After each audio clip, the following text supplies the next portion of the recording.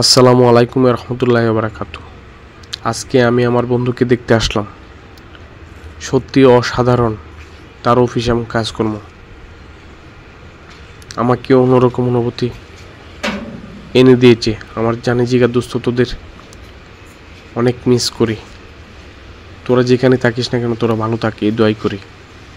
মানুষের মৌলমানবিক চাহিদার মধ্যে খাবারের পরেই পোশাকের স্থান। এই পোশাক শিল্পে যারা জড়িত আছে, আমার অন্তরের অন্তঃস্থল থেকে ধন্যবাদ জানাই। এই পোশাক শিল্প আছে বলেই বাংলাদেশে হাজারো মা বোন তাদের ভাগ্যে চাকা ঘুরে সংসারের অর্থনৈতিক সচ্ছলতা আনতে পারছে। এই যে আপনি কাপড় পরেন, এটা কে বানায় বলতে পারেন? গার্মেন্টস সেক্টরে যারা কাজ করে ওনারা তৈরি করেন। গার্মেন্টসে কাজ করে বলেন নাক ছিটকাবেন না। গার্মেন্টস সেক্টর সম্পর্কে আপনার কি ধারণা আছে শুনি? বাংলাদেশে কোটি কোটি লোক এই সেক্টরে জড়িত। চাকরির পাশাপাশি আমি যে আপনাদের বলি কোনো কিছু করার জন্য, সেটা আপনাদের ভালোর জন্যই বলি।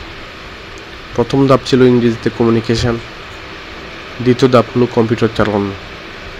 আপনাকে বিভিন্ন প্রোগ্রাম জানতে হবে। আপনি বাসায় বসে বসে ইউটিউবের কল্যাণে সব শিখতে পারেন, যা আপনার ভবিষ্যতে কাজে লাগবে। আমি আমার জানি জিগার দোস্তের কাছে আসলাম, তার কাছ থেকে অনেক কিছু জানলাম। সত্যি বন্ধুদের দেখলে মনের ভিতরে অনেক ভালো লাগে কাজ করে। সত্যি অসাধারণ বন্ধু তোরা তোরা আছিস, থাকবি চিরকাল আমার অন্তরে।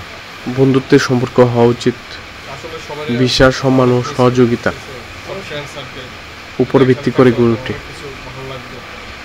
যোগাযোগ, ভালো সময়ে ভাগাভাগি করা, কঠিন সময়ে পাশে থাকা, এসবের মাধ্যমে বন্ধুত্বের সম্পর্ক টিকে থাকে। ভালো থাকুক, সুস্থ থাকুক সকল বন্ধু মহল। ধন্যবাদ সবাইকে।